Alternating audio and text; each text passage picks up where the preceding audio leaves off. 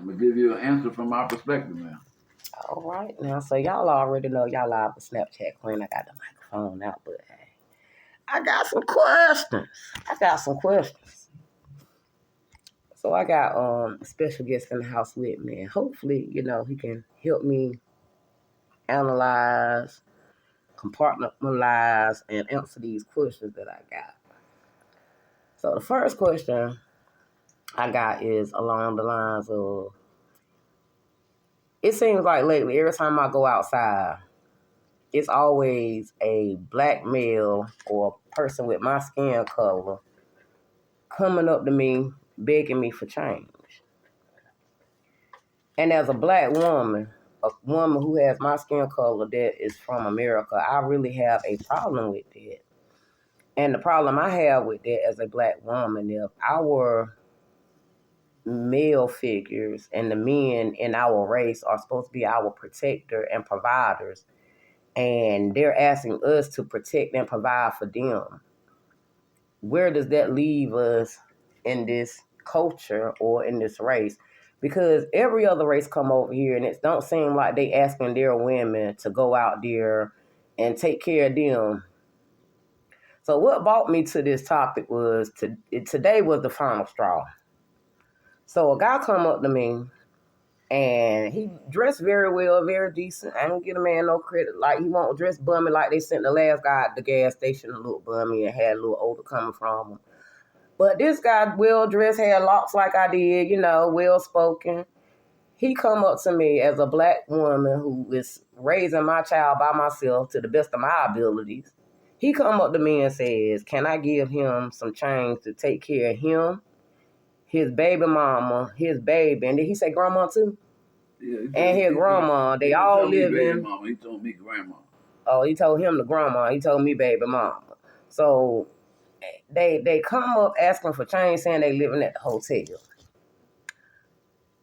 Now, my problem with this is, as a black man, I had to ask him, how does that feel that you coming up to me as a black woman, a single black woman, single black parent, black mother, who has a child to raise of her own, family to take care of her own without no man. Now, mind you, you the man who taking care of a woman and a child, and it's supposed to be grandma.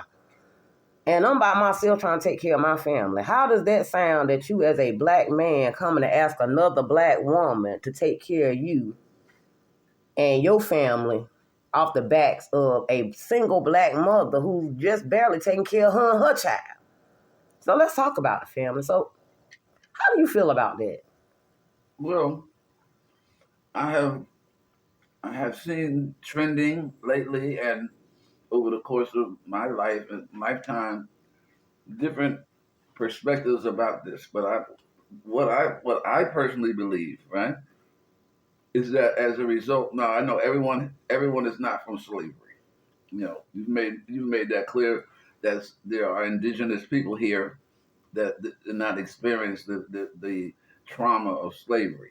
But they experience their own set of trauma because they might not have been bought into slavery, but their land was stolen and they was killed off and gentrified and still redlined and gentrified to this day because of slavery and immigration. The topic folks don't want to talk about. I'm not denying that. What I'm saying is that there's a mindset or a conditioning that began for many of us in the days of slavery, where they totally emasculated our men, right? They raped them, they did other things to them in front of their women because they wanted to mitigate the fear that they had of the black man. So they emasculated the black man in front of his family. They'd come and rape his woman where she couldn't do nothing. They would sell the kid, their babies, his family off. They totally took the power, whatever power that was perceived that he might have had, they took that away from him.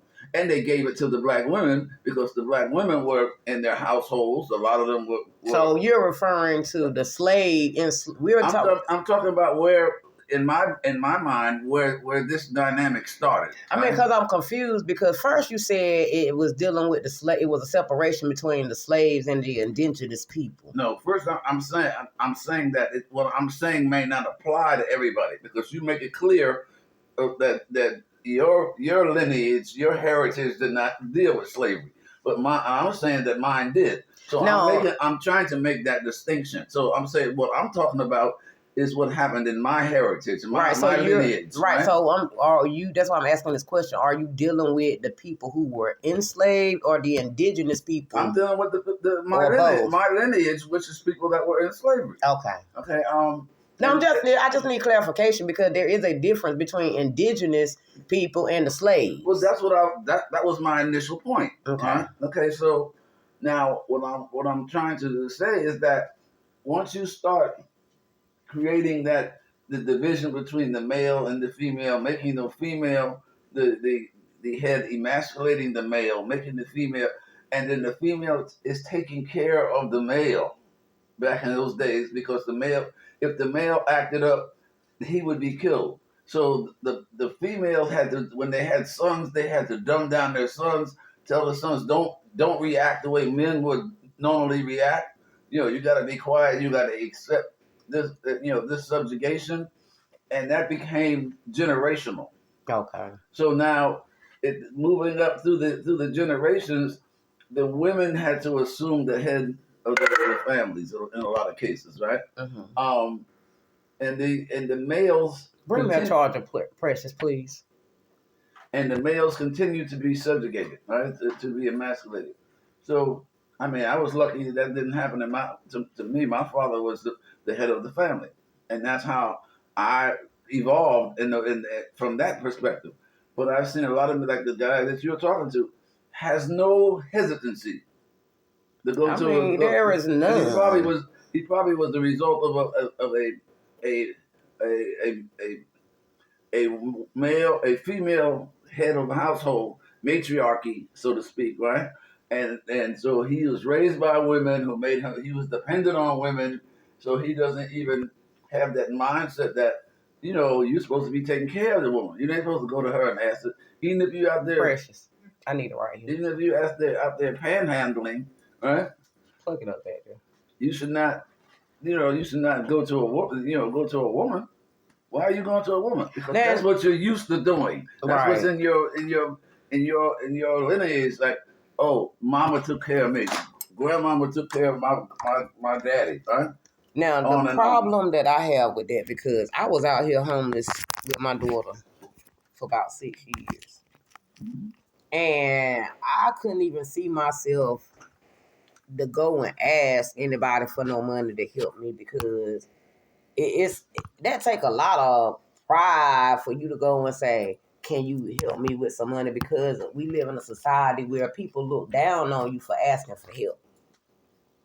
Well, but it's different when you, as a black woman, everywhere you go, and I say it for me personally, because I personally been on meetings where I've been advocating for people with disabilities. I've been advocating for people for jobs, affordable housing, jobs, healthcare, and things like that.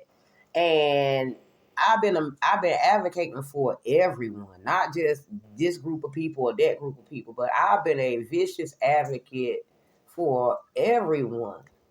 And it seems like the people who have my skin color, or the indigenous people with my skin color in this land, are the ones that you come across that's out here begging without no type of pride. It's like you walking up to me as if I'm your mama saying, Mom, can I have some money?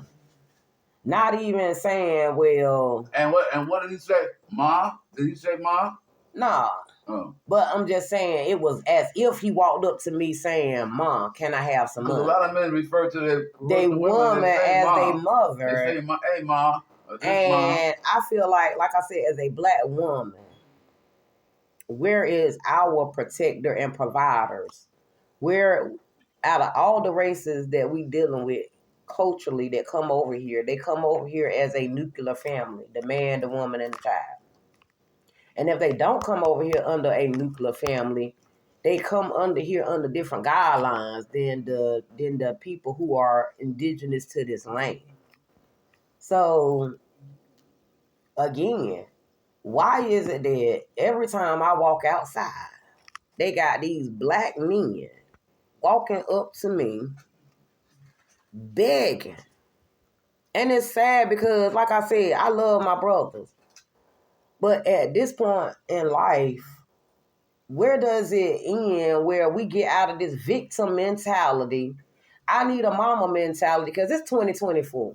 And there's no way that you can tell me an immigrant can come over here and can't speak this language because clearly don't nobody speak English no more outside. I mean, nobody speak English no more. The only language people speak outside right now is begging you for your money. And it's sad, like I said, I'm watching black folks outside. This job's available $50 to $60 an hour. They just released how much billions to fix the reconstruction of Greenville. They just initiated billions of dollars in Greenville, North Carolina alone for the infrastructure of this city. For who? Exactly. Because they got billions of dollars out here for the job market, especially ones that men can handle, construction and all that. How is it that you know who they are because we was on the meeting with city council? My point is that they are provided the billions of dollars, whoever they are. We are the city council, and we're gonna be specific. It for them, for the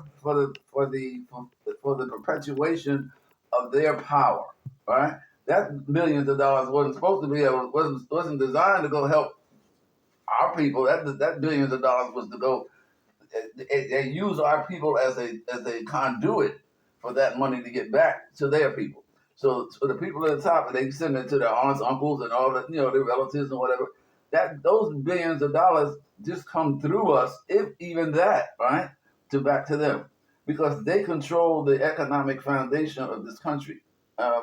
And that is something that we as a people of color have to begin to dissect and begin to restructure our mindsets about what power is, how we can access power, and how we can facilitate ongoing power so that we have independent ability to deal with our economic future, right?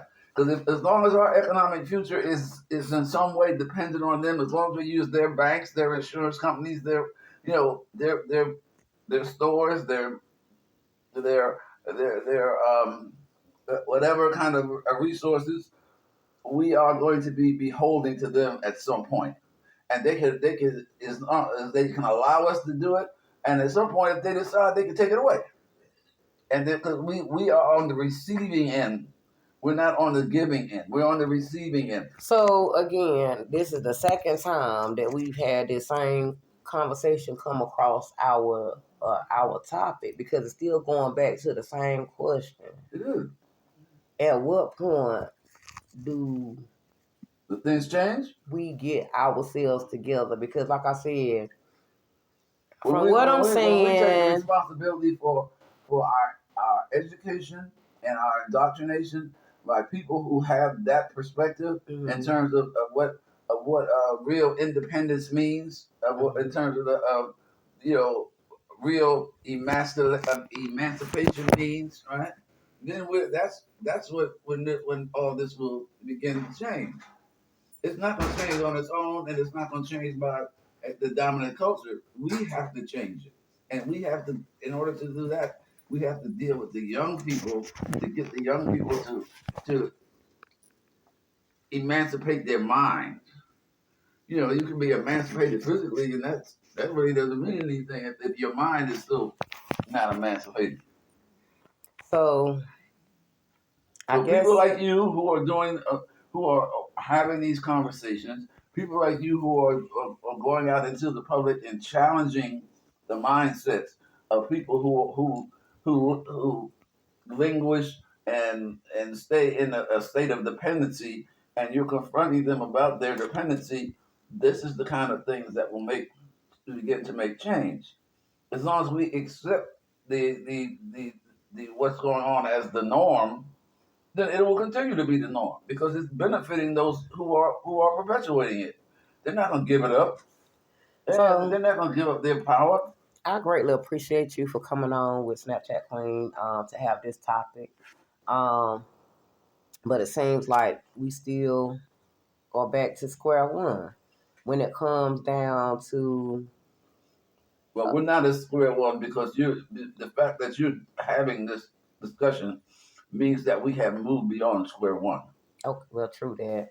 I mean, because it's time. Because, like I said, as a woman, an indigenous woman here, I grew up in a time where it was like a curse for a man to even ask you for a cigarette. Better yet, to come and ask you for some money. Like, I remember times when I grew up around men where I could say men because if they see you out there with your baby, he gonna come up and say, "Here, go take this, and you go take care of whatever you and that baby need." You get what I'm saying? When the woman seen the man out there doing wrong, she said, "Hey, baby, look, I'm gonna need you to get this together because this is you going in the wrong direction." We corrected each other, and it seems like at some point, constructive criticism has stayed criticism without it being constructive because nobody is giving feedback on how to change that criticism so that it's benefiting you as opposed to harming you, because constructive criticism is me telling you how to improve yourself from what you done wrong, not me telling you how to stay wrong and you wrong because you just wrong. No, constructive criticism is to build you from where somebody else see you made a mistake where you might not have seen your mistake yet. So I think it's time for us as a culture and as a people to start correctly correcting ourselves in a critical way that's going to be beneficial so that we can start creating economic systems so that our communities can grow. We can start building school systems that's going to teach our kids, because even with the school systems, by the time I graduated from high school, I knew how to sew, cook, I knew how to build houses, I knew how to fix, little maintenance stuff on the car. And it seems like now we're in a society where you actually have to wait to go to college and pay for that. But somebody from another country can come over here and not even speak the language and gain those same skills without having to go through paying for college to get educated when you just went through 13 years of an education school system to come out with no skills. All right, college is very overrated. What college and generally the educational system in this country is designed to facilitate and perpetuate the dominance. You get a degree because you can articulate the values and the norms of the controlling elite. That then they'll if oh okay, you're articulating what we taught you to believe. So now we're going to give you this degree that hopefully will give you some access, right, to a little bit of the economic power that we control. So what I'm gonna do is I'm gonna cut this conversation short because that seemed like it's about to be another topic, and I don't want to keep y'all too long because we got the attention span of 30 seconds. Then it's on to the next video. So I'm gonna come back and I'm gonna have a conversation with my special guest to find out about the school system. So baby, stay tuned. Snapchat Queen, we live and we ask the questions. I got the mic back out. Sometimes the conversations I got the mic back out. Are you ready for the question? sometimes the conversations go in different directions because they're all related. He said it's all related. So we'll be back, I family. think it is. Hey, it's related. So we're going to break it down because we got questions.